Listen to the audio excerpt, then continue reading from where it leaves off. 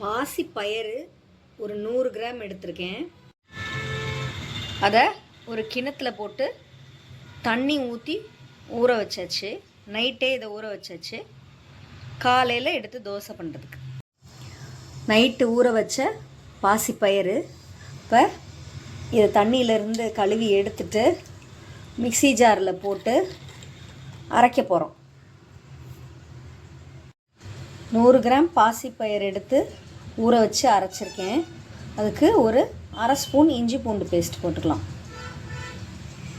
உங்களுக்கு முடியும்னா இஞ்சி போட்டு கூட அரைக்கலாம். இது எனக்கு கொஞ்சம் ஈஸியர் வெர்ஷனாக இருக்கட்டும் அப்படின்னு பண்ணியிருக்கேன். அரை ஸ்பூன் தூளுப்பு, ஒரு 1/4 ஸ்பூன் அளவுக்கு மிளகாத்தூள், தனி மிளகாய்த்தூள் இது. அதுக்கப்புறம் மிளகாத்தூள் போடுற இடத்துலலாம் நமக்கு மஞ்சத்தூள் இருக்கணும். அதனால் ஒரு 1/4 ஸ்பூன் மஞ்சத்தூள். 2 முட்டை எடுத்திருக்கேன். இதையும் இதில் சேர்க்கப்படும். இப்போ இதை நல்லா மிக்ஸ் பண்ணி விட்டுக்கலாம். நல்லா மிக்ஸ் பண்ணி ரெடியாக வச்சுக்கிடணும். இப்போ எல்லா இன்க்ரீடியன்ஸும் போட்டு நல்லா மிக்ஸ் பண்ணி ஊற்றுறதுக்கு ரெடியாக வச்சுருக்கேன். அடுத்து தோசை ஊற்றலாம். கொஞ்ச நேரம் ரெஸ்ட்டில் இருக்கட்டும். அதுக்கப்புறம் தோசை ஊற்றலாம்.